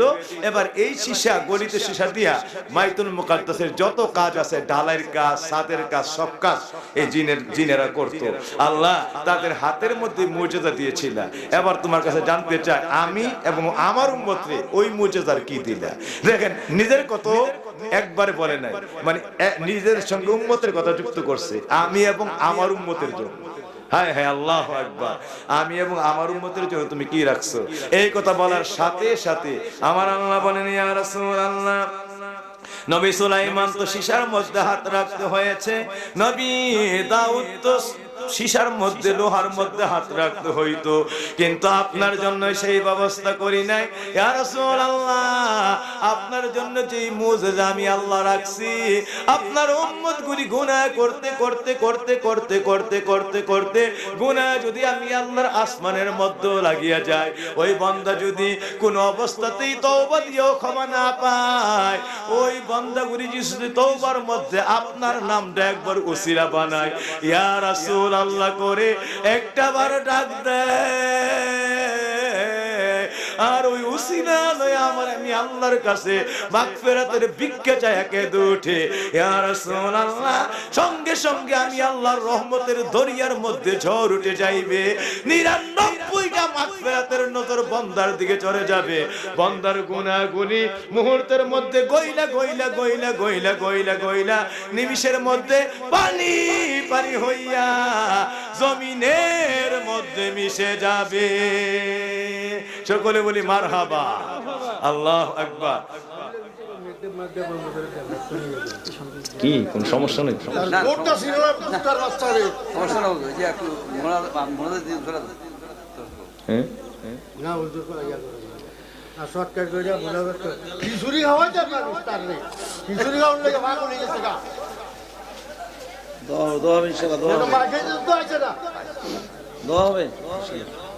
না, এগুলি ভালো না, দরকার নেই।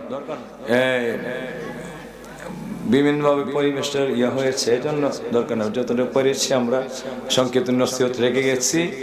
আল্লাহর দরবারে ইমানদার হইলে মুসলমান হওয়ার জন্য কি করা দরকার, এই আমল যদি নিতে পারি মাহফিল যথেষ্ট। ঠিক না বে? ঠিক। সুতরাং আমার বাবাজিরা, আমার কথাটা নিশ্চয়ই মনে একটু কেউ শুনেছেন, কেউ হয়তো ওই কথার দিকে মনোযোগী ছিলেন। আল্লাহর কাছে নবী বলছে, আল্লাহ সুলাইমান লোহাতে হাত রাখলে গইলা যাইত, দাউদ সীসাতে হাত রাখলে গলে গলে পানি হয়ে যাইত। আমার জন্য, তো উম্মতের জন্য তুমি কি রাখছো? আমার আল্লাহকে, ইয়া রাসূলুল্লাহ, আপনার জন্য শুধু লোহা আর সীসা এই মুজিজাই শুধু রাখি নাই। আপনার উম্মতেরা গুনার পাহাড় যদি থাকে, করতে করতে গুনাহ লয়া গুনার পাহাড় হয়ে গেছে, এমন গুনাহ সারা জীবন তওবা দিয়েও ক্ষমা হয় না। ওই তওবার মধ্যে যদি একটা বার আপনার নামের উসিলা নয়, শুধু আপনার নামটা লয়া ডাক দিয়ে ইয়া রাসূলুল্লাহ বলে, সঙ্গে সঙ্গেই আপনার নাম মুবারকের পবিত্রতার ধাক্কায়, মুজিজার ধাক্কায় সমস্ত গুনার পাহাড় নিমিষের মধ্যে গলে গলে গলে গলে গলে গলে সব গুনাহ জমিনে পানি পানি হয়ে মিশে যাবে। নিমিষের মধ্যে সমস্ত গুনাহ জমিনের ভিতরে গায়েব হয়ে যাবে। আপনার নামে সমস্ত গুনাহগারের গুনাহগুলি আমি আল্লাহ মুহূর্তের মধ্যে গলায় পানি করে ফেলবো, আর সমস্ত তওবা আমি আল্লাহর আরশের মধ্যে কবুল হয়ে যাবে। সুবহানাল্লাহ। হযরত আদমের 300 বছরের দোয়া কবুল হয় না, তওবা কবুল হয় না। আপনার নামটা নিছে, আপনার নামের ধাক্কায় 350 বছরের সমস্ত তওবা কবুল হইয়া গন্তব্যের অপরাধ মাফ হইয়া সঙ্গে সঙ্গে আদম নবিউল্লাহ হইল, সঙ্গে সঙ্গে সফিউল্লাহ হইয়া আমি আল্লাহর দরবারে ওলিউল্লাহ হয়ে গেল। সুবহানাল্লাহ। একমাত্র আপনার নামের উসিলায়, ওই নবীর নাম আমরা সারা জীবন উসিলা নিয়ে আল্লাহর কাছে কাঁদতে চাই কি চাই না? আমরা সারা জীবন ওই উসিলায় চলতে চাই কি চাই না? আল্লাহ যেন উসিলায় আমাদের কবুল করেন। সবাই বলি আমিন, আরো জোরে বলি আমিন। সুতরাং আজকাল ফজরের নামাজ ওই নবী আল্লাহর দরবার থেকে দিদার করে নামাজ নিয়ে আসছেন উম্মতের জন্য, মেরাজ বানায়া, এবং সমস্ত উম্মতের গুনাহগুলি আল্লাহর দরবারে মাগফিরাতের উসিলা করে এই নামাজ বন্দার জন্য দিদারের দরজা খুলে যাবে। এবং আমার নবীজি বলেছেন মিফতাহুস সালাতুল জান্নাহ, এই নামাজ বন্দাকে টেনে আল্লাহর জান্নাতের মধ্যে নিয়ে যাবে। সুতরাং আমরা আজকাল ফজরের নামাজ পড়তে চাই কি চাই না? আমরা কি রাজি আছি? সবাই হাতটা উঠে আল্লাহর দেখায়। এতক্ষণ নসিহত চলেছে, মাহফিল কবুল হবে যদি নামাজটা থাকে। কিয়ামত পর্যন্ত নামাজ না থাকলে মাহফিলের কোনো মূল্য নাই। সুতরাং আমরা আজকাল ফজরের নামাজ পড়তে চাই কি চাই না?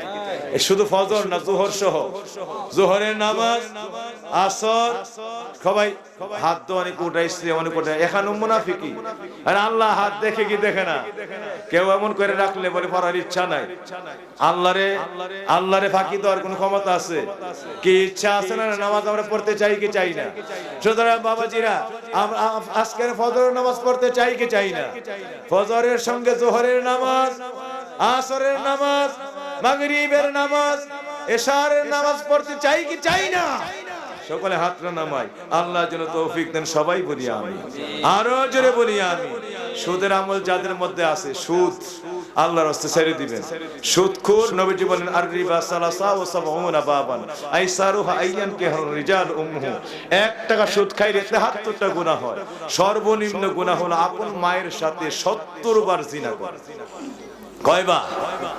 আপন মায়ের সাথে 70 বার জিনা করা হলো সুদের গুনাহ। এটা হলো সর্বনিম্ন গুনাহ। নিম্ন গুনাহ যদি এটা হয়, 73টা গুনার নিম্ন গুনাহ, আবার 72টা গুনাহ, কি অবস্থা? সুতরাং এই সুদ আমাদের মধ্যে আছে না নাই? সুতরাং এটাকে এখনো মাহফিলের পরে রাখবেন না ছাড়বেন? সবাই ছাড়তে চাই কি চাই না? আরে মিয়া, কিয়ামতের ময়দানে একদল, হাদিসের মধ্যে আসছে, আল্লাহর আদালতে বিচার চলবে। এখন আল্লাহ সঙ্গে সঙ্গে একদলকে জাহান্নামী বানায় ফেলবে। যাওয়া মাত্রই ওজন দিয়েই জাহান্নামী, কোন আমল নাই, সব পইরা চাই। আল্লাহ, আমি তো কিন্তু মুসাল্লিয়া, আমি তো নামাজ পড়ছি, আমি মুসল্লি ছিলাম। বলে আল্লাহ সাল্লাইতু ওয়া সুমতু, আমি নামাজ পড়ছি, রোজা রাখছি, এবং হজ আদায়, আদাইতুল হজ, হজ আদায় করছি। আল্লাহ, নামাজ পড়লাম, হজ করলাম, রোজা রাখলাম, আমি তো অনেক সময় দান সদকাও করছি, তুমি কো আমার কোনো আমল নাই? কত আমল কইরাইছি, আমার জাহান্নামী বানাইলে না? তুমি আমার জাহান্নামী বানাইলে, আল্লাহ এটা কি করলা? তুমি আল্লাহর কাছে প্রশ্ন তুলবে। কিছু বন্দার আল্লাহ বলবো, নামাজ পড়ছিলা কহ, রোজা করছিলা কহ, তাহলে আমল করছিলা কহ, তাইলে যাও এইদিকে খেলে, এইদিকে যাও, ওই বাবার এইদিকে, এইদিকে। আমার আল্লাহর দরবারে যখন ওই ব্যক্তিরা বলবে নামাজ পড়ছি, রোজা করছি, সব করছি, আল্লাহ সব ঠিক আছে, তাই যাও তো একটু ওইদিকে তাকাও। ওইদিকে তাকাই দেখে কতগুলি ছাই পড়ে রয়েছে। ছাই কি পড়ে রয়েছে? ছাই। আল্লাহ, এখানে দেখছি কতগুলি ছাই পড়ে রয়েছে। ছাই কার কিছু দেখলাম না। কে করে ছাই? কে করে তোমার আমল? আল্লাহ, আমলের ছাই কি লেগে? ছাই হইল আর রিবা ইয়াহরিকুল আমাল কামা ইয়াহরিকুন নারুল হাতাব। আগুন যেইভাবে লাকড়িতে জ্বালায়া দেয়, যার মধ্যে সুদ আছে, আর ওই ব্যক্তি নামাজ, রোজা, হজ, যাকাত সবই তার ছিল। ও বান্দা, তুমি শোনো, আগুন যেইভাবে লাকড়িতে জ্বালায়া দেয়, সুদ ওইভাবে বান্দার সব আমল গুলিরে জ্বালায়া দেয়। এই জন্য সমস্ত আমল জ্বালায়া ছাই করে রাখছে। আজকে নামাজ নাই, রোজা নাই, হজ নাই, যাকাত নাই, সব ছাই হয়ে গেছে। সুদ তোমার সব আমল পুইরা ছাই বানায় ফেলছে। সুতরাং বিনা হিসাবে উন্তুলুকিলান না, ডাইরেক্ট জাহান্নামে যাও। কোনো দয়া, কোনো ক্ষমা আজকে আমি আল্লাহর আদালতের মধ্যে নাই। সুতরাং আমার বাবাজিরা, এই সুদ পাইকারি হারাতে বিনা হিসাবে জাহান্নামে বানায় দিবে। বাঁচার কোনো দ্বিতীয় বিকল্প কোনো রাস্তা নাই। এই জন্য সুদ ছাড়তে চাই কি চাই না? আরো জোরে, ছাড়তে চাই কি ছাড়তে চাই কি চাই না? গোশ কি খাওয়া যাবে? গোশ ছাড়তে হবে। ওয়াজের সময় নেই, জন্য ওইদিকে যাই না। আমার বাবাজিরা, বেপরদামি বেহায়ামি মা মেয়ে করা বেপরদা অবস্থায় কোন অবস্থাতে আদ-দাইয়ুসু লা ইয়াদখুলুল জান্নাহ, বেপরদা বেহায়া ওই সকল দাইয়ুস কোনদিন আল্লাহর জান্নাতে ঢুকবে না। পুরুষরা পর নারী থেকে চক্ষু নিম্নগামী করতে হবে, এটা তার জন্য পর্দা। আর মেয়েরা পর পুরুষ থেকে তাকে সর্বাঙ্গ হেফাজত করতে হবে, তার জন্য পর্দা। আল্লাহ আমাদেরকে পর্দা অনুযায়ী চলার তৌফিক দান করুক।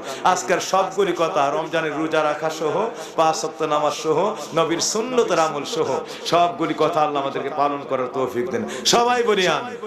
আচ্ছা, আর শেষ একটা বাড়িতে যাওয়ার একটা ইতিহাস, মানে মাসআলা বইলাতে, আমরা মাহফিলের দোয়ার পরে বাড়িতে যাব না। আজকে সবাই কি এখানে থাকবে না বাড়িতে যাবেন? সবাইকে যাবেন, বাড়িতে যাবেন। বাড়িতে যাওয়ার একটা সুন্নত বইলা দোয়া শুরু করছি। নবীজিকে সাহাবীরা বলছে, ইয়া রাসূলুল্লাহ, আমাদের অনেক বুক ব্যথা হয়। ওই কারণে ধরে পুরো হসপিটাল নাই, মাদ্রাজের হসপিটাল নাই, চেন্নাই নাই, যে ওইখানে গেলেই আপনার ভালো হার্টের চিকিৎসা হবে। আমার বাবাজির নবীর দরবারে বলছে, ইয়া রাসূলুল্লাহ, আমাদের বুক ব্যথা হয়, আমাদেরকে যদি রহমতের একটা ঔষধ দিতেন। নবী আমার ফরমান, সাহাবীরা, তোমরা যে আসছো, আমি নবীর দরবারে দাঁড়ায় রইছো, জুতাগুলি কই রাইখে আসছো? কো বাইরে, মসজিদ নবীর বাইরে জুতাগুলি রাইখে আসছি। নবীজি কয়, তোমরা যাওয়ার পথে যখন জুতাগুলি পরবা, প্রত্যেকের ডান পায়ের জুতাটা আগে পরবা। আমরা মাহফিলে আসছি, জুতা পরে আসছি না? এই শেষ কথাটা বলে আপনারা এখনই দোয়া হবে, এটা আমল করে বাড়িতে যাবেন ইনশাআল্লাহ।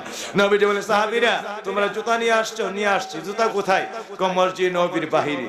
তোমরা যখন বাড়িতে রওনা করবা, যাওয়ার পথে ডান পায়ের জুতাটা আগে পরবা, আর যখন বাড়িতে গিয়ে জুতা খুলবা, বাম পায়ের জুতাটা আগে খুলবা।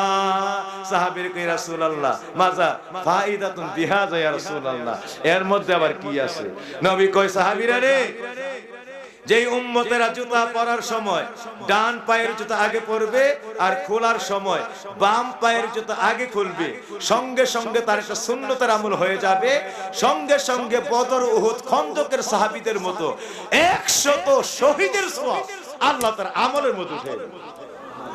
100 শহীদের সওয়াব মাত্র জুতাটা খোলার সময় ডান পায়ের জুতাটা, মানে পরার সময় আগে পরবে, আর খোলার সময় বাম পায়ের জুতা আগে খুলবে। এতটুকু কাজ। আর নই ফরমান, যেই উম্মতের বুক ব্যথা, বেশি বেশি বুক ব্যথা, পিত্ত ব্যথা, বিহার ব্যথা, লিভারের ব্যথা, হামাগুড়ি খায়, ডাক্তারের কাছে হসপিটালে দৌড়ায়, কোন অবস্থাতেই ভালো হয় না, ওই উম্মতকে বলে দাও, তারা যেন যখনই তারা জুতা পরে ডান পায়ের জুতা আগে পরে, আর যখনই খুলে বাম পায়ের জুতাটা আগে খুলে। উম্মতের কসম আল্লাহ, এটা আমি নবীর কদম মুবারকের সুন্নত।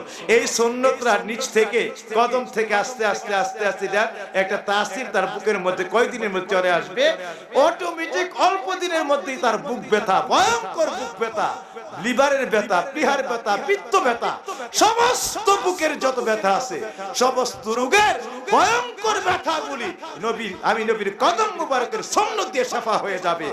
আর জীবনে কোনোদিন এই রোগ নিয়ে ডাক্তারের কাছে যাওয়া লাগবে না। সুবহানাল্লাহ।